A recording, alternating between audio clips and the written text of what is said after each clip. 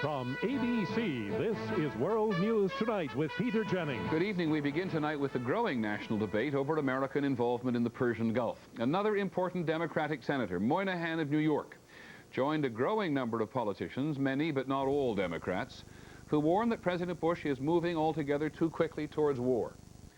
There was added pressure today from the nation's Catholic bishops, who called for persistent and peaceful pressure on Iraq in order to find a non-violent solution. President Bush acknowledged the concern, but he gives no clue to his future policy. Here's ABC's Ann Compton. As President Bush finished a round of holiday golf, the White House promised that he will consult Congress every step of the way on the military buildup in the Gulf. But President Bush did not ask for congressional advice 4 days ago when he ordered in enough reinforcements to give the U.S. an offensive capability. His spokesman, Marlin Fitzwater, said today there are always those unforeseen kind of provocations that might result in having to move first. The list of Democrats in Congress complaining President Bush is moving too far too fast was joined today by New York's Daniel Patrick Moynihan, who called it a war that cannot be won. We'll lose. I mean, we will lose one way or the other. We will leave the Gulf in ruins, and we will have destroyed yet another presidency in the process. Over the weekend, a chorus of warnings rose from senior Democrats who fear the president is now ignoring the Congress, which alone has the constitutional power to declare war. And beyond Congress, the nation's Catholic bishops meeting in Washington voted 249 to 15 for a letter to the Bush administration warning all-out war would be immoral if peaceful solutions are not given enough time. This is not simply a political and military issue. It has much more to it, and we want to make sure that those ethical, moral dimensions become part of the debate. Early in the Gulf crisis, President Bush moved painstakingly to build consensus. He'll meet with congressional leaders on Wednesday, but he never agreed to wait for a consensus to tell him when military action is necessary. Ann Compton, ABC News, the White House. It was an American soldier, General William Sherman, who first declared war is hell.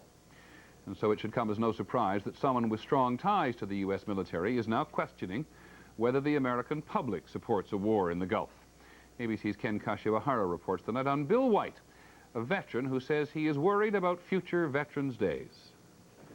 Before he became a county prosecutor in Texas, Bill White spent 23 years in the Air Force, flew 136 reconnaissance missions in Vietnam. He still considers himself a military professional. He refuses to join any peace groups, unable to forgive Vietnam's anti-war protesters. I hated them and despised them. I didn't want any part of them. They still give me the willies. Yet today, he flies to Washington on what he calls a personal protest to prevent the president from turning the Persian Gulf into another Vietnam. I don't want to see the support evaporate for our troops like it did for me and those of my generation who were here in Vietnam.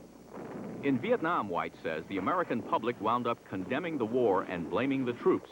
This time, he says, the public must support any military offensive before troops die in what he believes could be another meaningless sacrifice. Part of his concern is personal. His 2 children, a son and a daughter, are reservists called to active duty. Both are crew members on C-5 transport planes flying troops and cargo to Saudi Arabia. Catherine White says she respects her father's right to speak out, but like her father did when he wore a uniform, she supports her commander-in-chief completely. Yes, I wear the uniform, and yes, I do the job, but, you know, I believe we put, you know, George Bush in office for a reason. He's probably the best we've had up there in the White House in many years. But war, I think, is a fundamental decision that really has to have the approval of the people. That approval, he tells a talk show audience, must come through a commitment by Congress. He reminds people that Congress was fully behind the president when George Bush fought during World War II. If a declaration of war was good enough to send President Bush to fight in the Pacific, why isn't a declaration of war good enough from Congress for him to send our kids to the Middle East? As a retired military officer, Bill White could be recalled to active duty. If he is, he says, he will do whatever his commander-in-chief orders him to. But until then, his mission is to prevent what happened to his generation of veterans from happening to the next one. Ken Kashiwahara, ABC News. There's confusion in the Arab world tonight about yesterday's proposal from King Hassan of Morocco for an emergency peace conference to head off war. The Iraqis said they might attend, but only if the Palestinian question were also on the agenda. The Gulf Cooperation Council, Saudi Arabia and 5 other Gulf states, said the proposal comes too late. In a moment, even with the build-up in the Gulf, volunteers are finding it isn't easy to join the army. Nelson Mandela finding it difficult to live up to his very large reputation.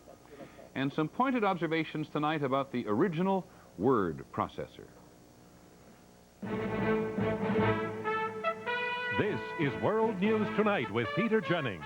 Brought to you by Oldsmobile. Picking up on that last report, all across the country on this Veterans Day weekend, millions of Americans have had a chance to stop and think about how the military has served the country. It has been a reminder to us of how much the military has changed, both in the needs it has and in the way the military has been able to serve young Americans looking to improve their own individual lot in life. As ABC's Al Dale reports tonight, even with the need for troops in the Persian Gulf, Uncle Sam is fussy about whom he'll accept. I know college won't be an easy climb. That's why I joined the Army. For decades, the Army has held out the promise of a better life, especially for those who want to learn job skills or can't afford higher education on their own. Be all that you can be. Get an edge on life in the Army.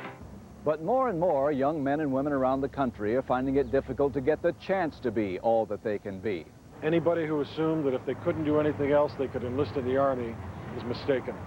Even with thousands of soldiers now deployed in the Persian Gulf, the Army is smaller and more selective than it was during the Cold War. The military uses fewer and better educated soldiers, able to handle increasingly sophisticated technology. The Army of the 1990s is an army of fighting technicians. It's people who fly around in helicopters, not who sit around in trenches. That means lost opportunities for people like Tad Tchaikovsky, who dropped out of high school and tried to enlist in the Army.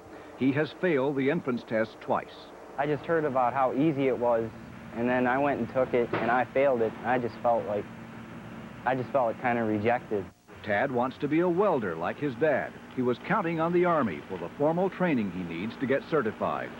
That was something I wanted to accomplish, and it just made me feel like, you know, I can't accomplish much if I can't get into the Army. Carrie Bokniak, who graduated from high school last term, failed the entrance exam 5 times. He wanted the Army to pay for trade school, something his parents cannot afford. Right now, if he doesn't get an opportunity like this to go into, he's just going to be a regular Joe Blow on the street, you know, and trying to make a living. Since high school, Carrie has been working in a supermarket bakery, washing pots and pans. I don't know what I'm going to do over the future now, you know, where I'm going to be, what I'm going to do. Some analysts say that money no longer being spent on the military should go toward job training for those left on the sidelines.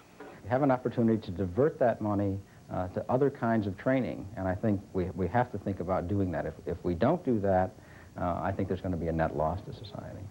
So even as the U.S. sends some of its soldiers overseas, many young men and women not chosen to wear the uniform could end up swelling the ranks of the untrained and the underemployed. Al Dale, ABC News, Fox Lake, Illinois. Overall economics, a big gain.